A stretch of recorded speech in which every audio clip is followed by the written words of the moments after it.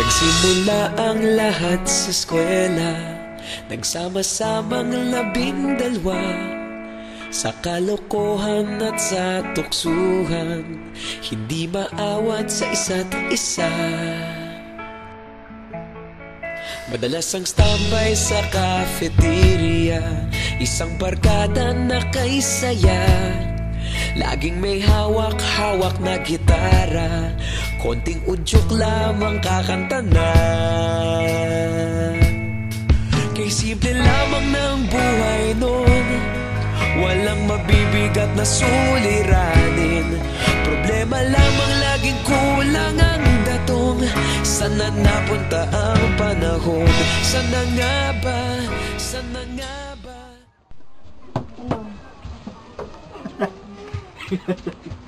Hello.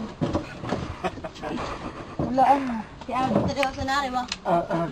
Si Abby. We have 2 pieces of bread, but we are poor. What we do for 2 breads? I'm hungry now. Reyna din. I remember my teacher taught me. It's like a simple division. Nandito pa. So what do we do? I cut the 2 Nandito pa nga rin. bread into the middle part. Now, 2 breads become 4. Ilong. 1 for pieces. 1 for John Paul, 1 for Francis, and 1 for Rina, and 1 for Nandito pa rin. me. It's true. Saka rin pa nga. Let's now eat. Okay, kain. Kakainin. Okay, let's... Ano ba, tubig? Walang mabibigat na suliranin, problema lamang laging kulang ang datong. Sana napunta ang panahon? Sana nga ba? Sana nga ba? Sana napunta ang panahon? Sana nga ba? Sana nga ba? Sana napunta ang panahon? Sa unang ligaw kayo'y magkasama, magkasabwat sa pambobola. Walang sikreto kayong tinatago, okay sarap ng samahang barkada. Nagkawatakan na sa kolehiyo, kanya-kanya na ang lakaran.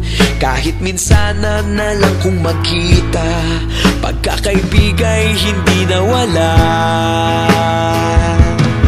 At kung saan na napadpad ang ilan, sa dating eskwela meron ding naiwan.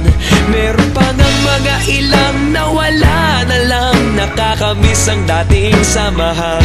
Sana nga ba? Sana nga ba? Sana nga bang barkada ngayon?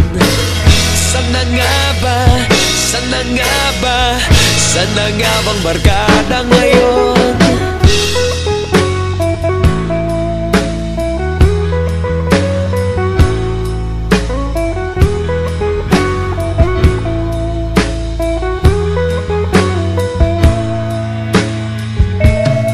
Ilang taon din ang nakalipas, wala pa sa aming tatay na nagsusumikap upang yumaman at guminhawang kinabukasan.